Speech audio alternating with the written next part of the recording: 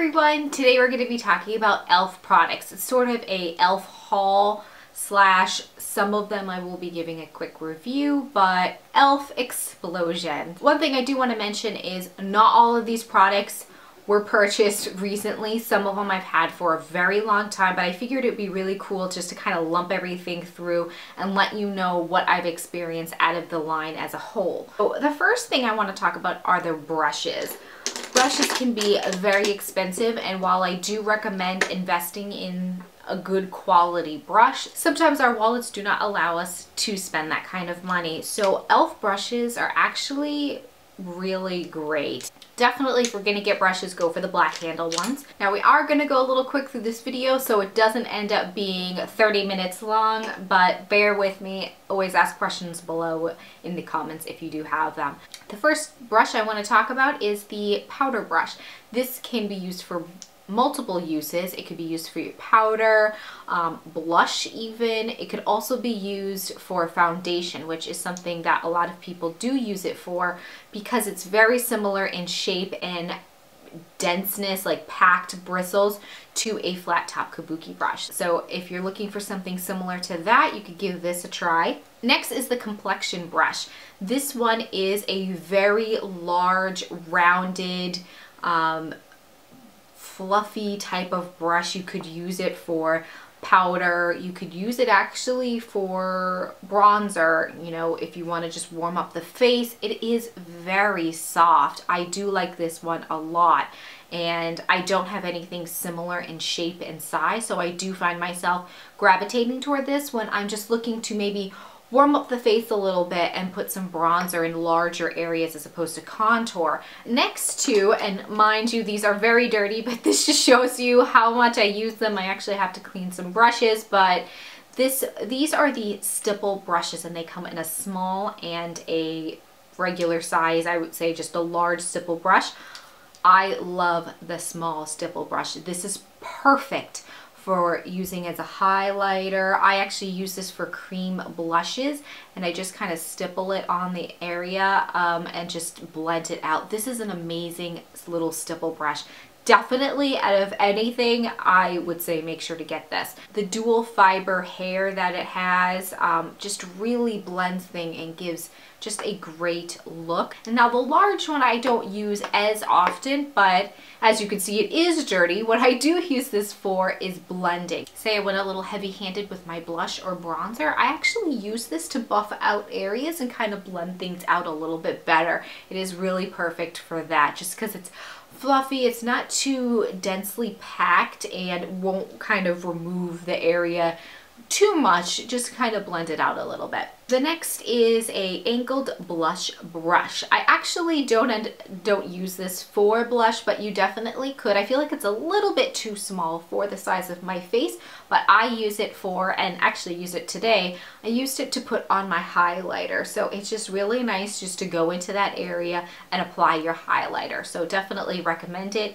It is fairly soft. You know, you do find other brushes that are softer within this line, but it is worth checking out for the price. The next is just the blush brush, and this is a tapered type of shape. As you can see, it does taper to the top. This is very soft. This is one of the really soft ones as well, and this is actually really nice to put on blush. It is a little bit smaller than I prefer for a blush, just because, again, I feel like it's a little too small. But if you kind of lightly hand apply that and blend it out, it shouldn't be too bad. I do like this one a lot for highlighter. The next one is a small tapered brush, and I really like this. It's a very versatile brush. I use this a lot. It's really soft too. This one is for my size under eye. I can actually get in there a little bit and just pack on a little powder if I want to set my under eye. Focus on the T-zone, maybe highlight. Also, this is what I use to contour, and I just get in there and just, it's easy to blend it out, so you get more of a soft look as opposed to a harsh line. Next is the Flawless Concealer Brush, and I love this brush. It's a great blending brush for your concealer to kind of really get in there and blend out your under eye cream or your T-zone, or if you're doing any highlighting, contouring, you could definitely use this brush for more detailed areas. But it's really nice to kind of get in around the nose area. The next, and I have a few more, but I don't want to go into every little detail. I'm just trying to show you some standout ones. This is the eyeshadow C brush, and this is great for just packing on that shadow right there. It's more of a flat, rounded top brush, and that's really good for packing on your eyeshadow. It's soft as well. It does not feel harsh on the eyelid. Another one is the contour brush. It is a little bit small, personally, in my opinion, for a contour. I like to blend out as I contour my eye, but this is perfect if you just want to focus a dark color on your outer corner. And it reminds me a little bit larger though of the Makeup Geek, the outer V brush, just to kind of go in there and darken that area and just blend it out, and then go in with a larger fluffy area to really get rid of any of those harsh edges. But again, very soft. It's just a small little rounded, a little bit more dense brush. And a small precision brush is something that you may need as well. This one is very soft for being so flat and densely packed. I do own another one that is a smudging brush, and I don't actually have it with me right now because I don't use it. It's hard. When you go in there to smudge, it's too sharp, and I don't know why. Maybe mine was a dud, but I just don't like it at all. This one I felt like, oh gosh, that's going to be the same thing. It's not. It's very soft actually, and I like to use this precision brush to kind of get in the inner corner here and highlight, or go a little bit under the eye line here and just add some shadow or what have you. You could probably even go in very close to the lashes and maybe use it as a liner brush, but it's not really angled. It's a little bit oddly shaped for that, but I really like this also for highlighting under the eyebrow bone. And the last brush is something that I got most recently, and it is the Kabuki Face Brush. I use it every single day. I use it to warm up my face with my just my bronzer, and I just go in and I just buff all around my face. It's really soft and it's just the perfect size. It's, if you're looking for this type of shape, which you see everywhere, this is a really good alternative to a more high-end line. So definitely check this one out. Now moving on, we'll go towards the lip area here. I have a Lip Exfoliator. This is a more recent purchase that I got in the last few months, and I love it. I use it very often. This is the type of brown sugar exfoliant, but it comes in a lipstick type form. So it's very easy for application. You're not going to dig in anything and apply it on your lips, so a lot more sanitary. And you just buff your lips. And it's just so convenient in this little container. And it does smell very sweet, and you can taste it on your lips if you were to lick your lips while you're scrubbing. So you just scrub your lips, and a little bit of grittiness does come out once you get through that first layer of moisturizer, and you just wash away the remnants of it, and it works like a charm. I love this. I am definitely going to pick up some more and recommend you check this out as well. I haven't tried too many other lip products, but the two I wanted to try here were the matte lip color line, and I love the matte lip color look. And these ones are a little bit more on the nude shade. I didn't go for any bright colors. The colors I have here are the color Coral and Natural. This natural color is beautiful. It's a pink nude, and I think it's a really pretty shade. And I'm just gonna, before I start talking, I'll just get the other color. And then again, this next color is a beautiful coral. They're very pretty. See that? They wear very well on the lips. They're very comfortable. They don't feel drying, which is great. So I really highly recommend these for the price. Again, I'll link everything below. Something I actually picked up that I unfortunately haven't tried, so I can't give a review to now, but will update you, is the Makeup Lock and Seal. This is supposed to increase the intensity of your makeup colors. So if you're looking for something that's a little bit more smudge proof, what you do is there's a little makeup lock and seal liquid in here, and you put that in the little tiny little tub applicator, and then you have a little brush here that's very soft, and you could pack it on your lid. So if you're looking for more of a wet, more concentrated look, you could use this.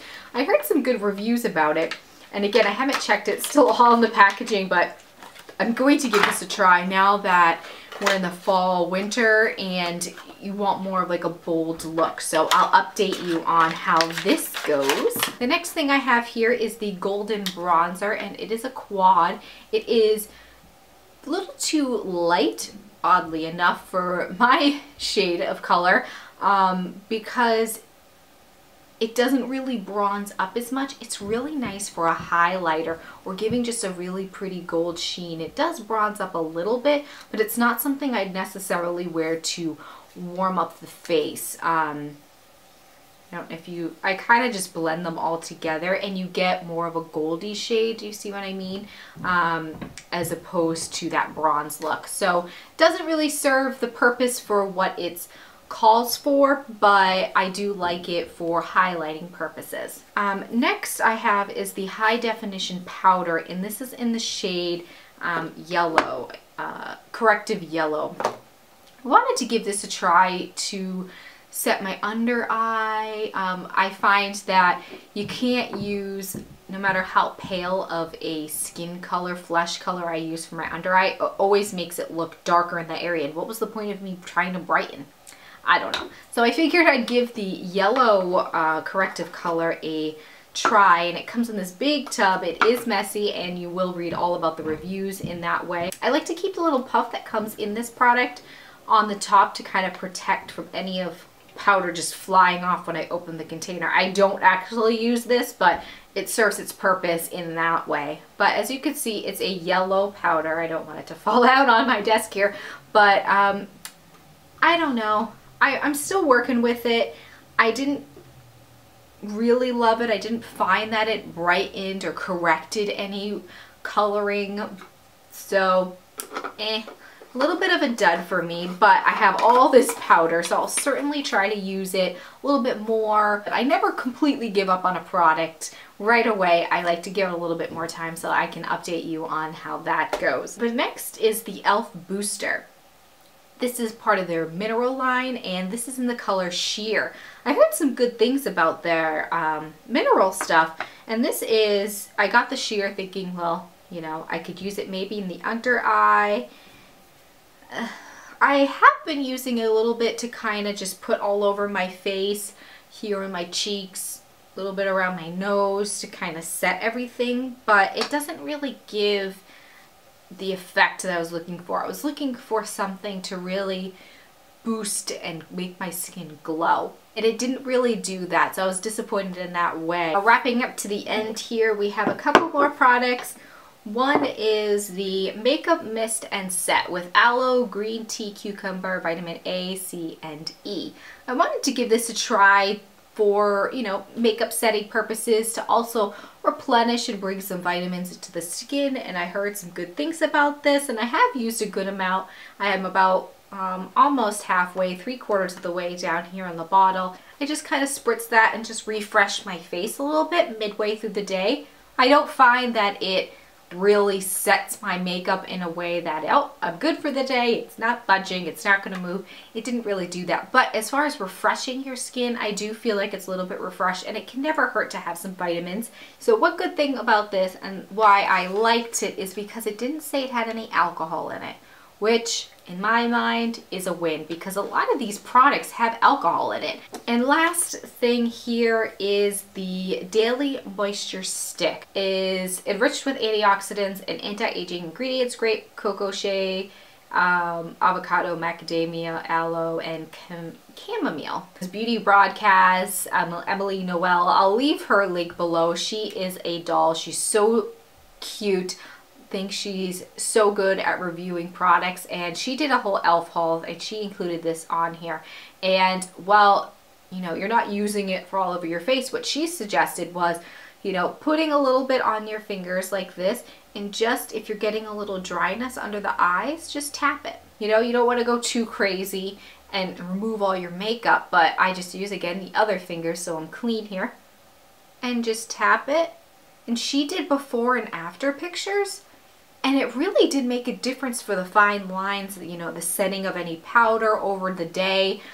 So I keep this in my purse. It really does work. It almost kind of blurs and just moisturizes that area. So I like to keep this in my purse. So it's huge. It's this big solid tube push up stick here. So this is gonna last me my whole lifetime. So the last thing I have here that is something I've had for such a long time, it is the Bright Eyeshadow Palette here, and it's gigantic. And I don't even know why I got this. I got this so long ago, and I rarely ever use it because it's ridiculously large.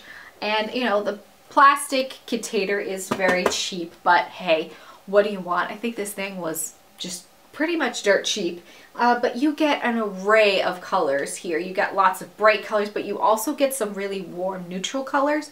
That's why I kind of was drawn to it. It's just a nice way to play with color, but you're not looking to spend a lot of money. So if you're looking for that, if you're young, if you're a teenager and you just really want to play with makeup, I would totally suggest this. The quality is actually not bad at all. I'll swatch a couple here. I have a copper color here. It's really pretty, and while yes, the pigmentation is something that may need to be built up, you know, you're getting pretty good color payoff for the inexpensive price that you're getting. Let's see, what other colors? So that was the copper color. Let's see, other colors that I used. You know, there's a gold color that's really pretty. You know, if you're looking for just gold, like more of a taupe. I feel like the shimmer ones are even better, but the mattes aren't bad either if you're looking for a blue. Look at, you know, not bad at all. Something just to play around with. So if you're looking for something like that, you could check this out. They have other color themes as well. But that was it for the video. It wasn't too long and I didn't blab on too much, but I really hope that you got some good tips out of this video and know what to kind of stay clear of, and maybe some things you might want to check out and pick up. Thanks so much for joining me. If you haven't subscribed, you know where that button lives, and please give this video a big thumbs up if you like this kind of one cosmetic company huge haul information type thing. Let me know below, and we'll see you next time. Bye.